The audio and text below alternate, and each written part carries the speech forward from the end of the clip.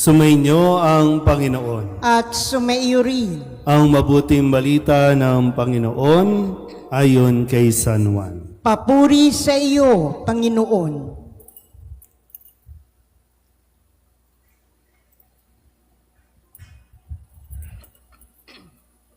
Pagkaalis ni Judas mula sa huling hapunan, sinabi ni Jesus, "Ngayoy mahahayag na ang karangalan ng Anak ng Tao, at mahahayag din ang karangalan ng Diyos sa pamamagitan niya.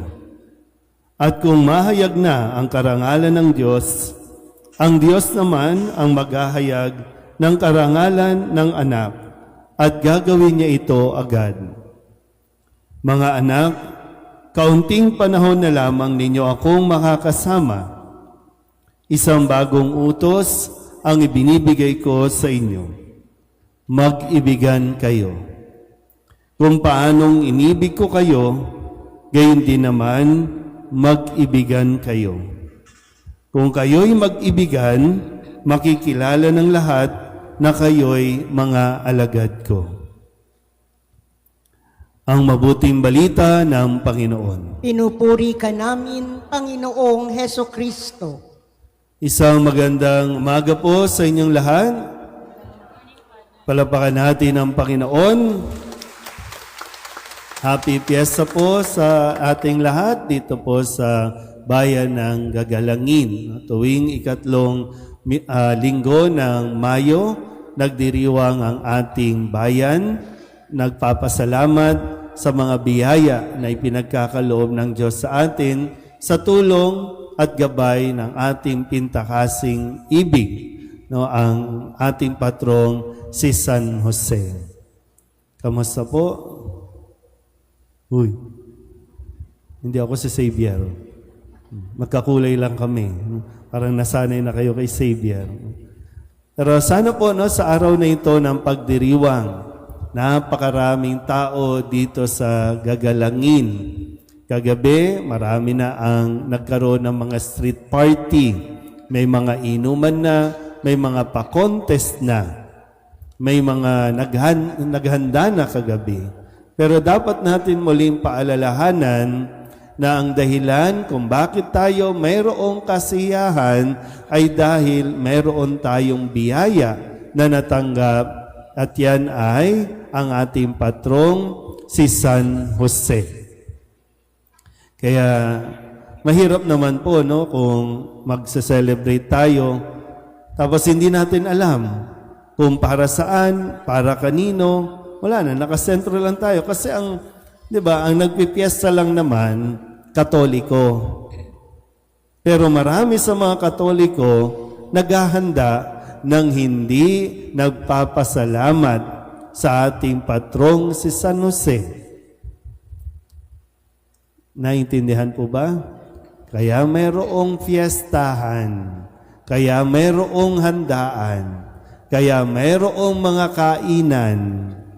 Ngayon, kung hindi naman natin i-acknowledge yung pinakadahilan kung bakit may pagdiriwang, huwag na kayong maghanda. Huwag na rin kayong mamiesta. Kasi ang isang dahilan po na dapat natin matutunan ay yung naibabahagi natin. Di ba? Pag fiesta, may mga pupunta sa inyong mga bisita. May inimbitahan kayo. Ito ay isang daan din para inyong maipaliwanag. Ano ba ang karanasan ninyo kay San Jose? Sino ba si San Jose? Kasi baka pagdating pa lang, itong plato, kain na. Nawala na, bye-bye, take out na. Hindi ito tungkol sa atin. Ang kapistahan ay tungkol sa biyaya ng Diyos sa pamamagitan ng isang patron. At ang isang matututunan natin kay San Jose ay yung kanya pong pagsunod sa Diyos.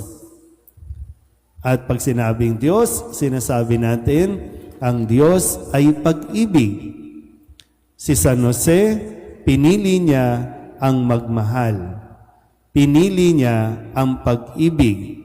Dahil nung isang tagpo sa buhay ni San Jose na matatagpuan natin sa Biblia ay yung nang sabihin sa kanya na huwag siyang matakot, pakasalan si Maria dahil siya ang magiging ama ng anak ng Diyos.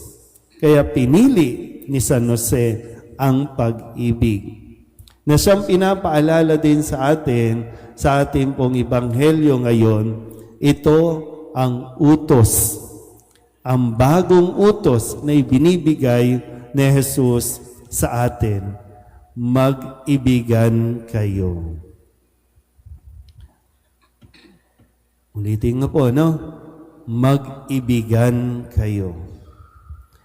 Wala tayong narinig o mababasa sa Biblia na sinabi ni Jesus, mag-away-away kayo. O kaya naman, makipag-away kayo. Ang utos, mag-ibigan kayo. Utos po yan na dapat nating sundin. Kahit gaano kahirap, mahalin ang isang tao, ang utos pa rin ng Diyos ang dapat nating sundin. Pwede yung sabihin, Father, ang hirap na mamahalin ng tatay ko. Ang hirap na mamahalin ng nanay ko. Ang hirap na mamahalin ng anak ko. Dahil mga pasaway, mga irresponsable, mga naging pabaya. Ang utos pa rin ng Diyos, mag-ibigan kayo.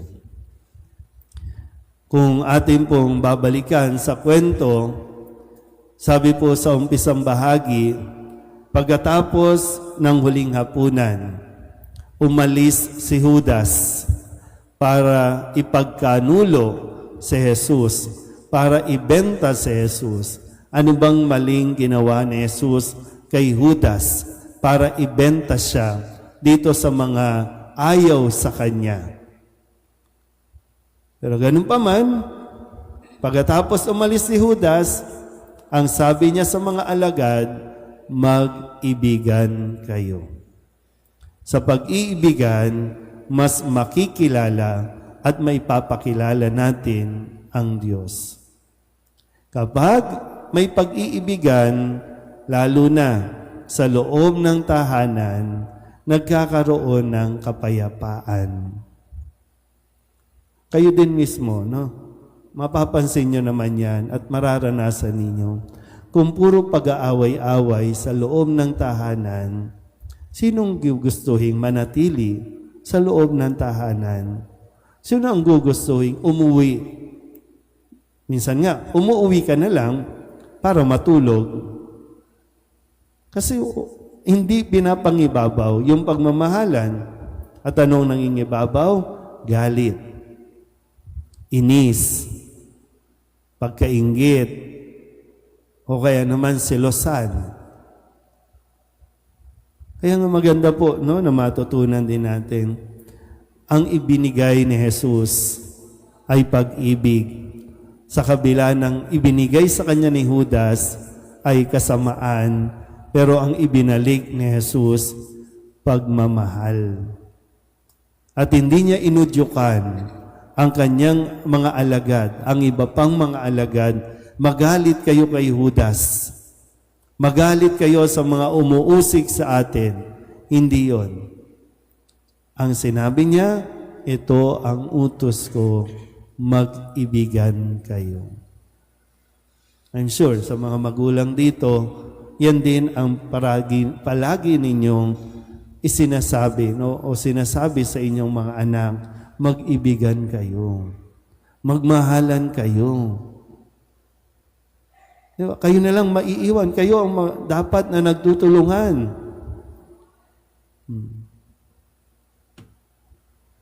Pero kung hindi natin susundin ang utos na ito, hindi natin mararanasan ng langit.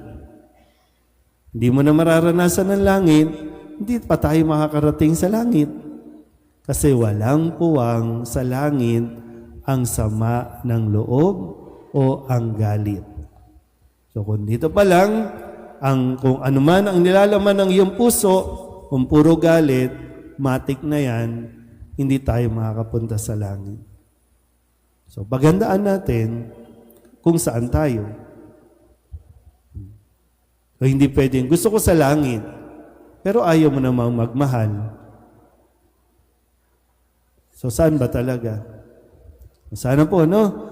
Hingin natin ang tulong ni San Jose nang sa ganon, makapagdesisyon din tayo. Dahil gaya ng madalas kong sinasabi at pinapaalala, ang pagmamahal ay isang desisyon. Hindi pakiramdam, hindi kutob, hindi pagtibok. Ang pag-ibig ay isang desisyon. Magdidesisyon kang mamahalin mo pa rin ang isang tao kahit nahihirapan ka. Lalong-lalo na kung sasabihan ka ng masama, kung mumurahin ka, mas mainam ibalik mo pag-ibig. Ang mura, ang katapat niyan, I love you. Subukan niyo po, no? Subukan niyo ang murahin ng katabi ninyo. Tapos balikan ninyo, I love you. Tinan mo, matatauhan yan. Kasi kung mura sa mura, hindi matatapos yan. Pero kung mura o galit, pag-ibig, pagmamahal, tapos ang laban.